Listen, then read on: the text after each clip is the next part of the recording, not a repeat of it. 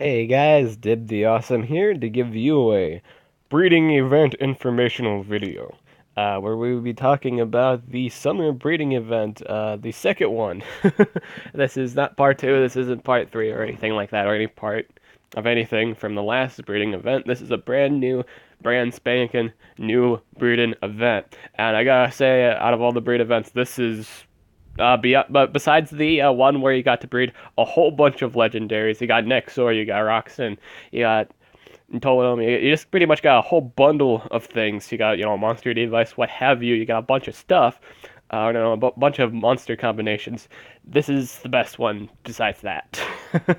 And there's really, really good competitive monsters in this event. I mean, just check out the legendaries. You can get Lazul, you can get Copperbeard, you can get Warrior, and you can get Hackster. Yes, that's right, Hackster. One of the best deniers in the game. So good that sometimes you just have to use a turn to recharge because everyone's still under your control. uh, if you build him that full speed though, that full high end speed runs because he's just that fast. It's like 476. Yeah, so it's Galante. I think it's like Galante speed. But anywho, really great denier, like amazing denier, one of the best deniers, and we got ourselves one of a really really good mountain traded metal monster. That's amazing. Copperbeard's amazing. So we're going to talk about each one today, their combo pairings, what have you.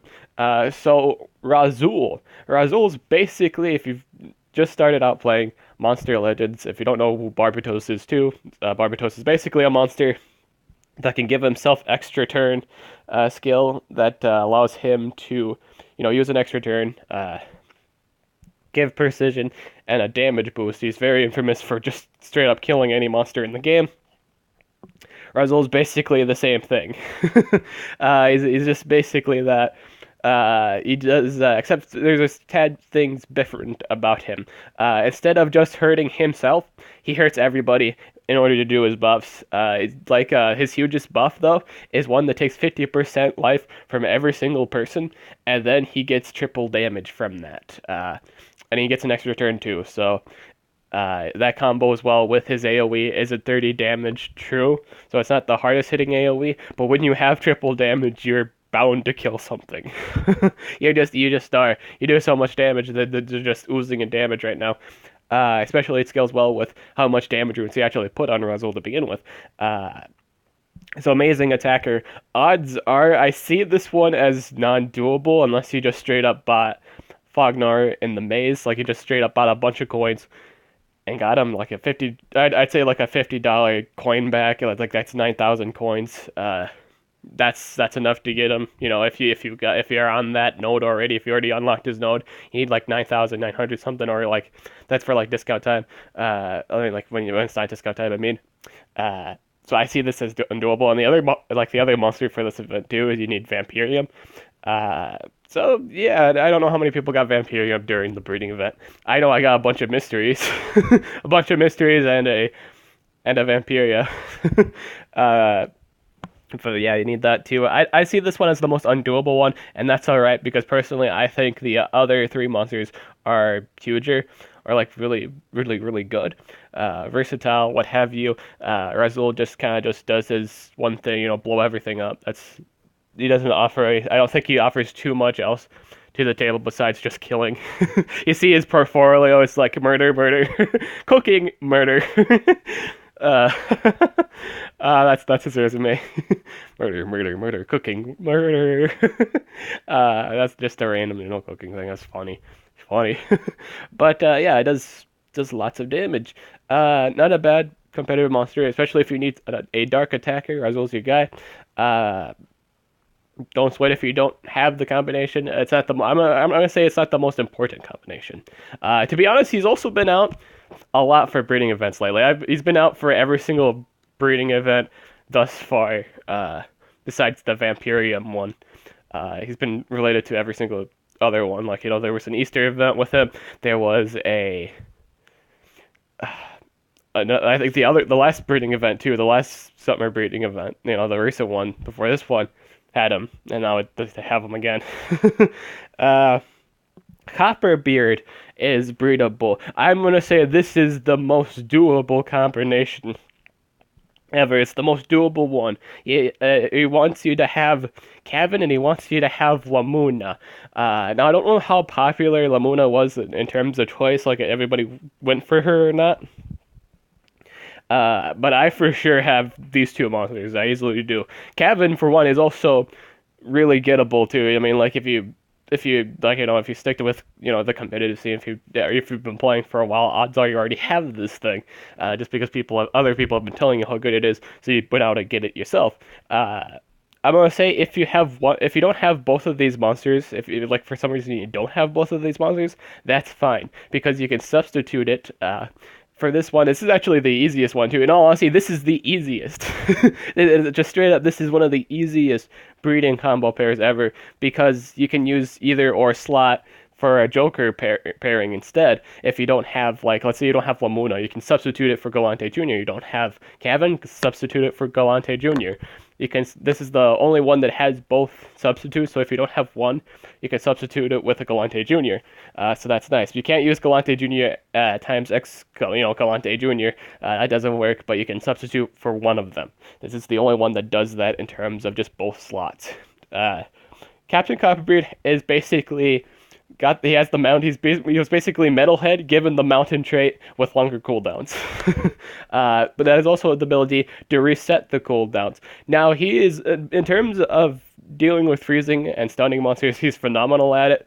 He's not that great for dealing with possessors. If you, in all honesty, if you want to have a good defensive Copperbeard, don't run the cooldown reset skill. If he gets possessed, he'll obviously do that, and he'll just reset your opponent's cooldowns again. That's terrible.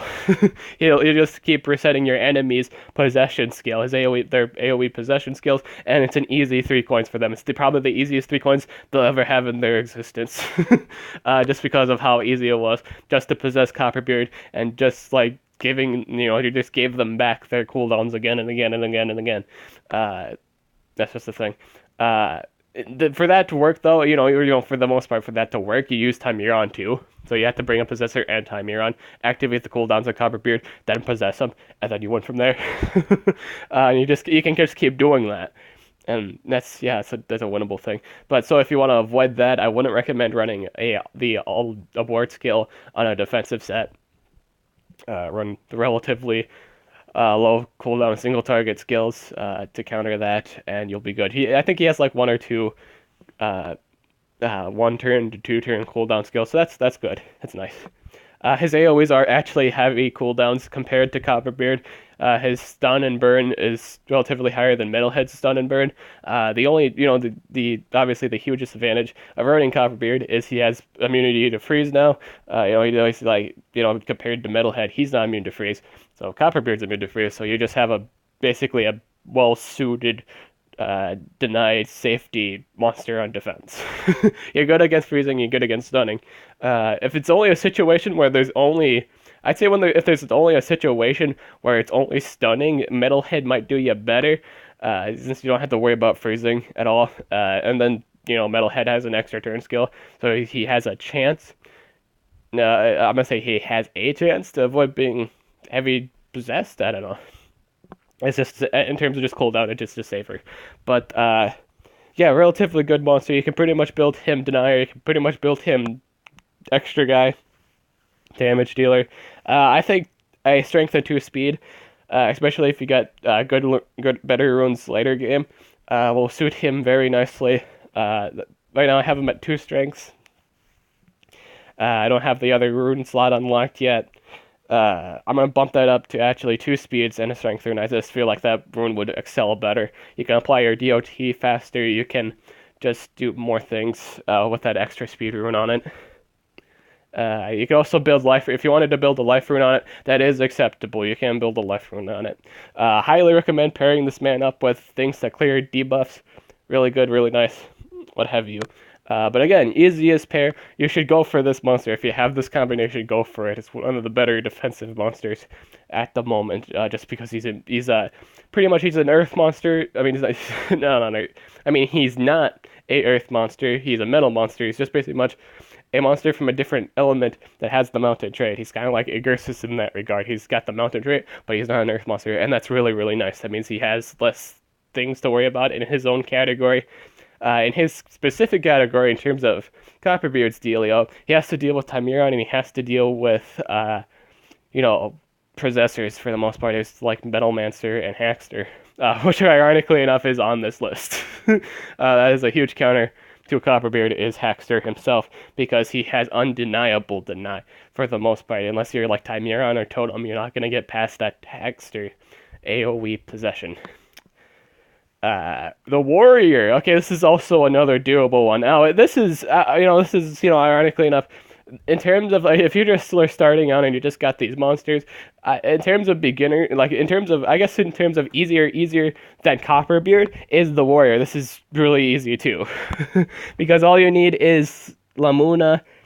No, not Lamuna. Lamu.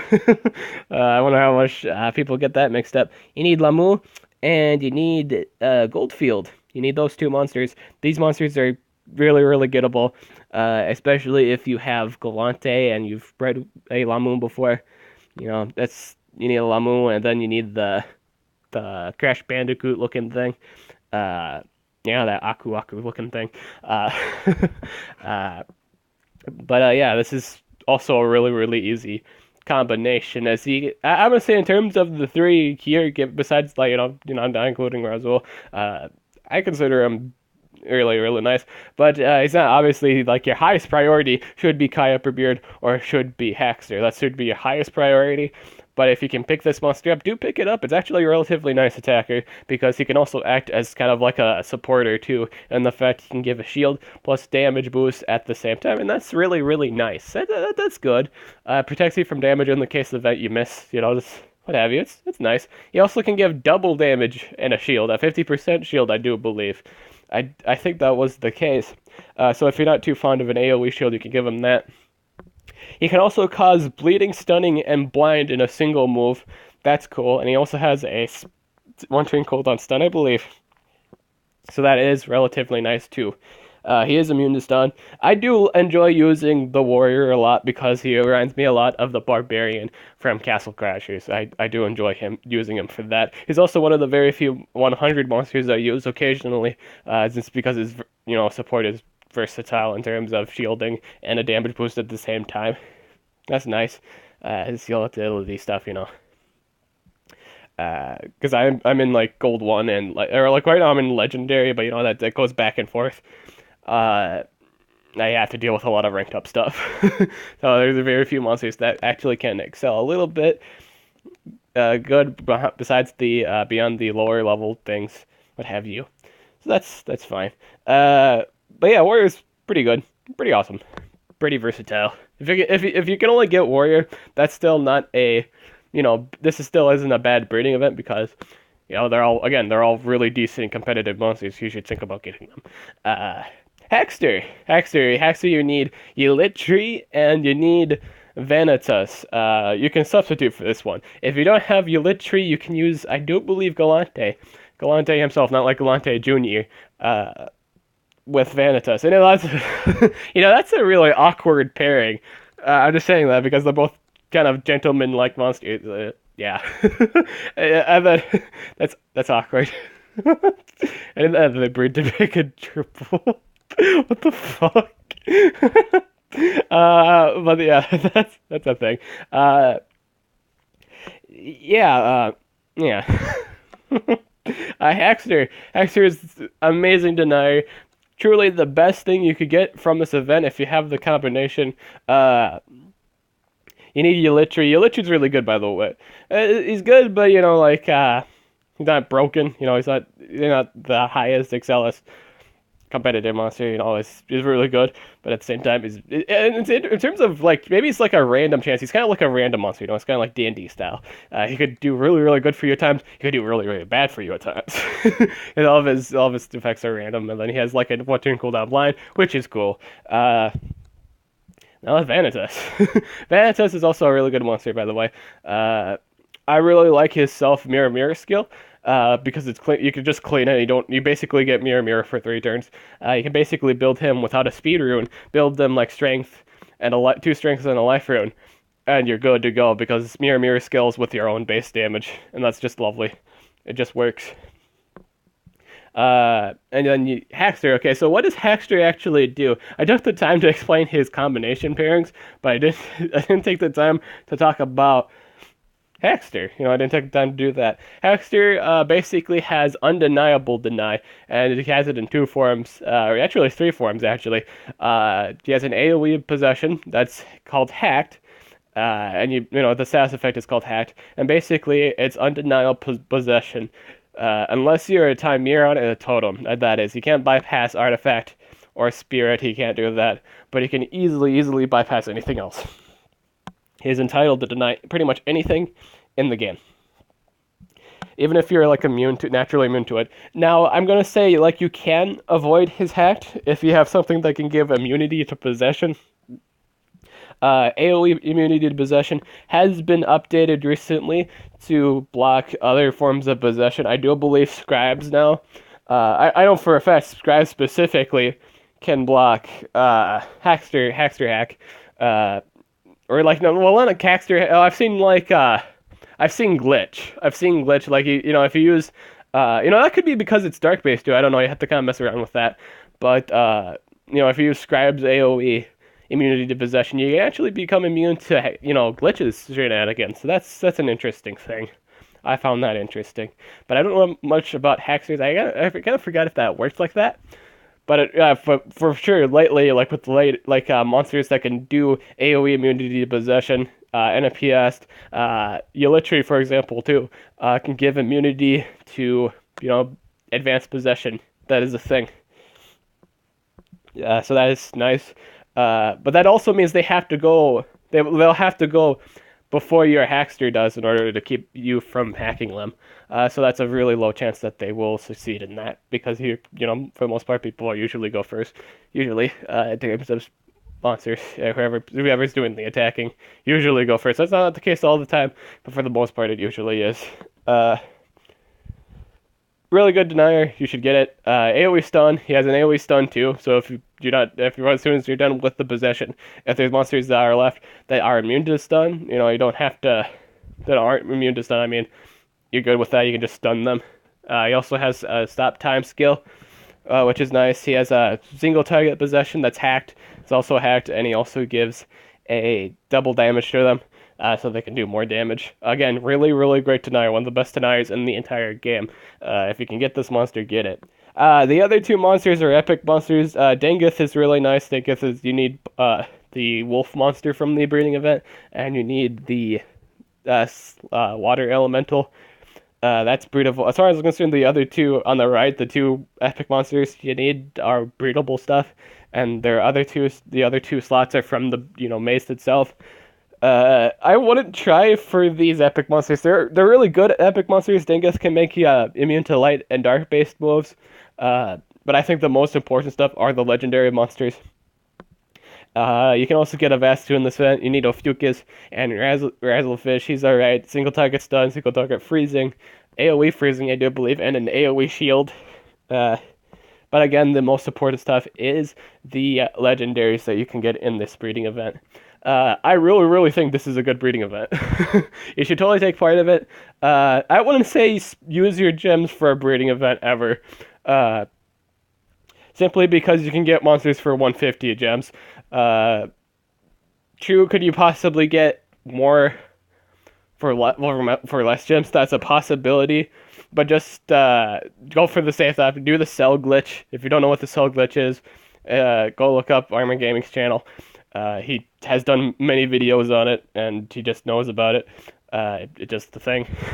I know about it too, but basically what you do for that is you buy up how many cells you want. Do only 30. Only buy up to 20 cells because that's 30 gems, and then you log out of your your Monster Legends on your phone, and then you go to Facebook version, buy a cell there, buy a rare cell, and then go back, and then the shop resets so you can buy more cells, and basically set 100 as 150 gems, basically enough to craft them if you can do it over and over again. You do have to wait, at some point you do have to wait for, like, if let's say the Cell Shop refreshes, you have to wait for the Facebook version to refresh to do the glitch again. A lot of people think the glitch has stopped, but you have to wait till the Facebook version refreshes at that time. It's just a thing. But yeah, that's it for this video. I hope this was very informational for you. Let me know who you're planning on getting in for this event in the comments below. I'm gonna aim for Copperbeard or Haxter, just one of the two. I do have Vanitas and I do have Galante, so yeah, that is obviously one of the more awkward pairings ever. It's like, ladies man, God, ladies man and ladies man. Oh God. But yeah, I'm gonna get either. I'm probably gonna try for both Copper and Haxter. See how many I get. If I get a lot, good. That's nice. That's beneficial. I really want to get Copperbeard more, just so I can rank him. He'll take less to rank up if I get a whole bunch of Copperbeard during this breeding event. Then, because I have Haxter at rank 3 already, I'd have more cells to, take less cells to rank up Copperbeard, and I could probably get Copperbeard ranked up 1 or 2 before the event ends. And that's really, really nice. I'd like that. So that's everything I gotta say for this video. Hope you like it. I'm Dib the Awesome. Catch you guys later.